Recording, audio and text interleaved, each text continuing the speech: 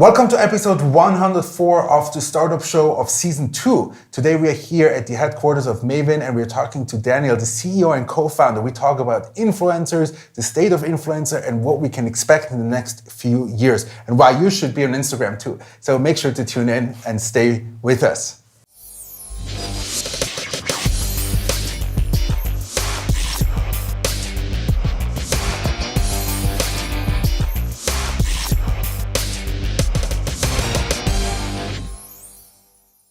Welcome to episode 104 of the Startup Show. Today we are here at the headquarters of Mavin with the CEO and co-founder Daniel. Welcome to the show. Thanks for having me. Hello. It's a pleasure to host you here today in the hot seat and to actually come here by to your offices. As I told you just before, we kind of changed the structure of our show a little bit to really adjust to the needs of the investors and making sure that they really get the information they want to hear. But what everybody told me and agreed on, it's very important to understand who the person in the hot seat is today. So maybe take it away and give us a brief introduction about yourself. Sure, yeah. My name is Daniel. I'm 38 years old, living in Wangen, that's in Canton Schwyz. Yes. My background is a financial background, so I was working in the asset management, fund management area, private banking, but my hobby was always IT. So I tried to combine those. And then once I said, okay, let's combine this together and do something else. Okay. So then I founded my own company, doing digital services for specifically financial institutions, because that's where my background is and where I hope I have the most added value for my clients. That's what I'm doing since now for almost 5 years. Quite happy, was a good move. Hobbies, I have 2 kids, that's a lot of work. So at the moment this is the most important part of my life, beside the work. And otherwise I do board games. That's one of my niche hobbies as well. Oh, that's cool. My wife don't play, but I do. So I have my colleagues and. What kind of board games do you play? Yeah, strategic ones. So a lot of chess different and ones. Stuff like this. Or? No, more let's say 3 to 4 hours board games where you have the map and then you have to define. How's it called? Settlers of Catan. For instance, yeah. Okay, very good. So. You recently, or let's say 4 or 5 years ago, you made this move from corporate to entrepreneurship. Yep. I have a lot of students who watch my show, and they're always curious to know, specifically when you keep in mind that they're about to make a big decision in their life, going into corporate, going into entrepreneurship, working for a startup, or starting something on their own. How was the move for you, or maybe more precisely, why did you do it? First of all, why I was driven a little bit by having something new, something more interesting, some more entrepreneurial. I was missing that in the old position, but the move was hard because I had a good position, had a good job, a good salary and everything. But then I thought it was, boring is maybe the wrong word, but I searched for something new. Yeah. And then I decided to do it, just do it and try it. But I had almost 1 year to do so. Yeah. Until the decision was made and I said, okay, let's just try it. Fortunately or unfortunately in this position, my first son was born then, so it was not the best timing, but it's never the best timing in life. So in hindsight, I must say, it worked out well. That what I expected from doing it, gaining a lot of experience during this time, was totally fulfilled. So I never look back. It was perfect decision. And during this adjustment time, is there something specific you would say this was the hardest? The fear not having enough clients at the very beginning. That or was the like fear. Not enough money even to support a family, like in the combination. Yeah, especially if you have to back the family. That was the toughest period. Having sometimes sleepless nights because you never know. Okay, can I do it? Will it work out? What I plan? Yeah, that was the toughest time. What helped you? Sorry, now we get into maybe. No problem. I don't know. So I'm not a person planning too far in the future. Yeah. So I just tried it out. Okay, very good. So now we got a really deep insight into who we have today. But today we are here to talk about your startup, what you're working on right now, Mavin. So maybe give us a quick pitch or like elevator pitch about like what it's all about, and then I'll ask you some questions about it that I'm curious to know. Okay, sure. I mean, Mavin is a project which should hopefully disrupt the influencer marketing area, specifically for the nano influencers. So what we are trying to achieve is a platform which gets the nano influencer a possibility to earn money as well, and not just the big ones as it is now. So this is the vision of Mavin. And since it is not possible to just do it with classical approaches and classical, let's say, ways, we decided to do it on a blockchain-based approach because of the microtransactions especially.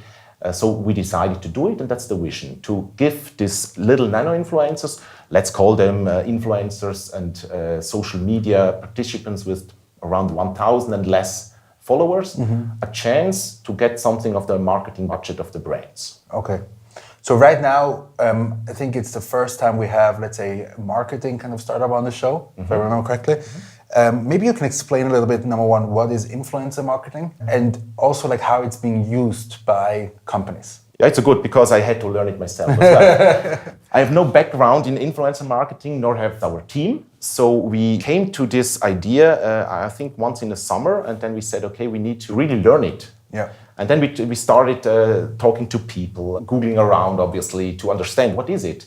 And so what we saw is that the influencer marketing in Europe, it's not new, but in the US, it's much more broadly used. I don't think that here in Europe, a lot of brands are doing it actively. So you have a lot of time to get marketing budget, for instance, because also within the companies, it's not that used. So in fact, influencer marketing is that some people on social media, which have a specific interest, let's say in a brand's product, or they have a hobby where they need specific equipment, they do postings and they get paid for some of them. Normally it needs to be as normal as possible, not that it's just paid posts, and then they earn money according to their reach. So an influencer, I would say, who has, for instance, 200,000-300,000 followers has quite a good reach already. Yeah. And brands normally pay them per 1,000 followers they have. For bigger ones, they also design the campaign a little bit. They say, okay, what they need to present. Sometimes they get equipment, and then they do it. They just post a picture on Instagram, for instance, with a new sunglasses or a new watch. A watch. Watch is easy. It's quite easy. And then, that's it. And they reach their audience, and everyone knows, okay, this is the watch I like, and it's a good brand awareness. When you look at, say, like the current state of influencer marketing in Switzerland, where do we stand? Are brands using it for its full potential yet, or no, not yet. We talked this morning, for instance, with a guy. He's working for an agency doing that stuff, and he said, especially at the beginning, you have to really to teach the brands as well. Here in Switzerland specifically, I don't know, in Europe maybe it's the same in specific countries, what it is, why they should spend a part of their marketing budget for such an activity, because the control is not that narrow as if you do normal campaigns where you exactly know, okay, what is written there, what you want to present in an ad or whatever. So you give some kind of freedom to the influencers, and that's not all of the brands like that. Yeah. But I think they learned also that's a good way to also spreading the word. And when we go back to Mavin, I mean, you said like you're focusing on nano influencers. Yeah. How is that, let's say, interesting from a business perspective? I don't understand how you can like reach so many people, or like what are you going to do? What your solution is going to be to get to the same reach? It's what do you call it? Mega influencer versus a nano influencer? Yeah. I mean, it's the pure mass. What we are trying to do is that the brands can spend a similar budget on a specific campaign. And then if thousands of people doing it, I mean, the reach is quite high, or the same reach has been gained. Obviously, the question is, are these the right people there? But if you just want to have reach, then it's obviously possible. If it's a fully automated system, which we are trying to build. The quality is also very important. So what we have a quality layer, which is kind of machine-based. And so if we can achieve that, we think the brands have quite a good quality and a reach, which they can bring to the nano influencers. And the biggest advantage it is if you have 300 followers, for instance. The engagement rate, so-called, is so the ones really looking at the picture is much higher than for a big influencer who has 1, 3, 4 million followers, because within the 300, most of them are your friends. So they obviously normally follow what you're doing. Yes. And if you have 3 million, maybe it's much less. Right. The key risk I see is, let's say, algorithms change. Yeah. So I guess that's something that like no one really knows, so that's fine. You briefly mentioned blockchain. Now, when people talk about blockchain these days, they hear Bitcoin, they associate with Bitcoin. Yeah. There's also a lot of applications that are more in the financial sector. But maybe you can explain to me and my audience, why is blockchain necessary for this type? Yeah. And how you're using the technology? Yeah, that's a good point. It's extremely important to understand that crypto and blockchain is obviously not the same. Yes. It is always, as you said, it's not only Bitcoin or Ethereum, maybe some of them know it, but there are thousands of coins and tokens out there in the market. And we ask us the same question, why do we need the blockchain? And the reason is because we have a lot of microtransactions. So for instance, if we pay a specific platform participant who has 100 followers, this will be maybe, I don't know, 10 cents or one Swiss franc or whatever per campaign. And how you can do that with thousands of participants, if you want to scale the platform, you need to have a technical base which can handle that. So we decided, okay, let's do it in a smart contract-based, blockchain-based solution, which then does everything within the blockchain. So that was the main reason where we said, okay, let's pay the participants with our own token we create, the Mavin token, and which is then based on the blockchain. And this helps us to avoid this, let's say, administrative and specifically also costs for wire transfer, for instance, which we can avoid with the blockchain. It seems kind of maybe obvious to some of you, but like for me, when I was doing the off-record interviews with the investors, I asked them, what kind of questions would you like to hear? Yeah. And one of the key questions that I kept hearing was, how will Mavin impact people's lives? Yeah. So is there anything that you would say that is beyond, let's say, the financial aspect that you can say, like, we want to have a positive impact on let's say, people? Good question. My biggest fear is that maybe the people will use it too much to earn money. Yeah. But then we discussed that a lot internally with the team, and then we said, okay, but how you can avoid that? If you have these nano influencers, they have, as I said before, most of them are friends, family, whatever, which are following their pictures, for instance, on Instagram, and they don't want to just, flood them with paid posts. So they are personally trying to be as natural as possible. So we don't think that the platform will necessarily change the behavior of the people, but it could give them a way to monetize it a little bit, and then also show their hobbies with gaining a little bit. You know, if they are a photographer, they can maybe do it for a photographer brand or whatever. When you look at, let's say, the market potential and let's say, like the signals that you get from what's going on, let's say, in the market right now, do you see any trends that you could point at right now? In the influencer marketing specifically? Yeah, specifically in the influencer marketing. There's a huge potential, I guess, in my opinion. We also see that a lot of people are calling us or writing us to say, okay, interesting, we saw this idea, can we come for a coffee or talk to you? Like I did? For instance. Yeah, but and this is also because we did not start a heavy marketing campaign yet. Yes.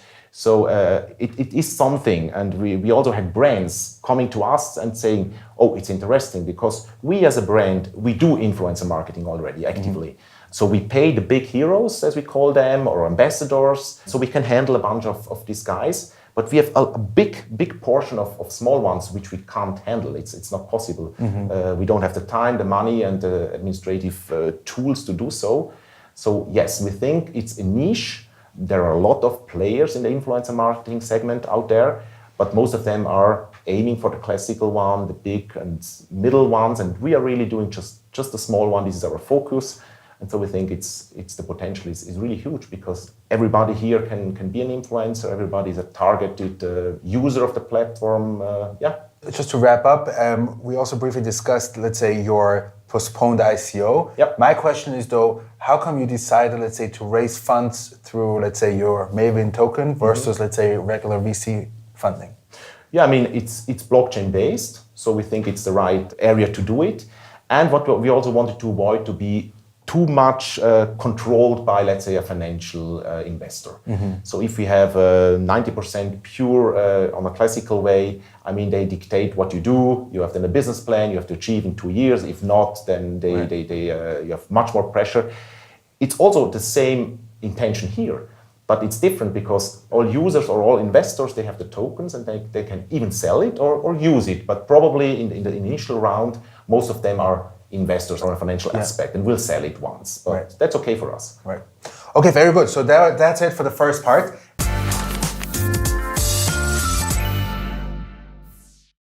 Now we get into the audience asks. As usual, I asked online on various social media channels such as LinkedIn, Facebook, WhatsApp, and Twitter. And I asked people, what would you like to know from Daniel? And today I got a question through LinkedIn from Norbert. Okay, you ready? Sure.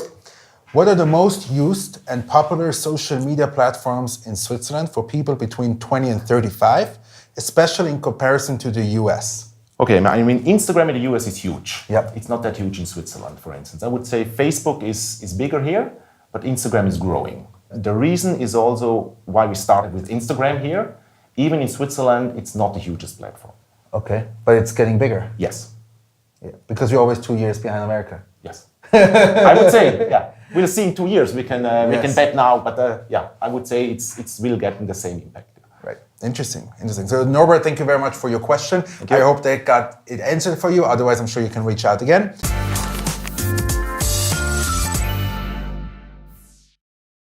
We are now getting into the quick fire Q&A. So again, to explain everybody, I have 5 questions prepared and I will ask them to you and then you can answer within 30 seconds or less. When you hire new people, what's your strategy? First of all, they have to have a similar approach in the mindset. Yep. So I need to have a lot of sympathy and they need to prove that they're kind of A people. So I think it's important to have an A team and they have to prove it somehow. They just have to make sure that I think they are. Okay, but that's not necessarily great. Or I mean, what I learned in the past is you just know if someone is really matching in the team if you have worked with him 2 or 3 months. Okay. Yeah. What's your best advice for getting customer feedback? Customer feedback. Yeah, make it public, be transparent, and ask. Yeah. But any specific strategies that you would say like work the best when you speak to clients?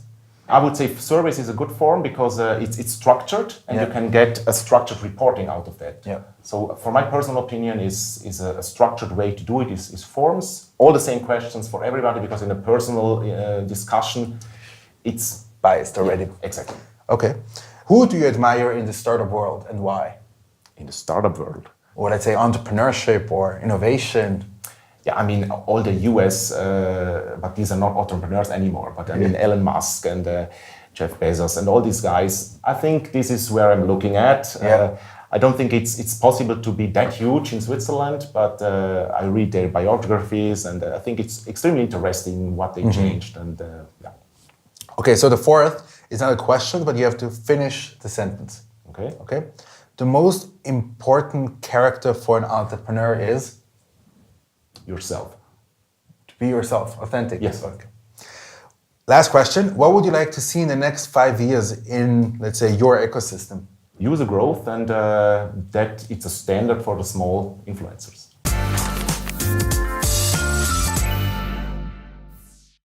So now, for the fourth part, we get into the expert advice. So is there any advice you would like to give the audience?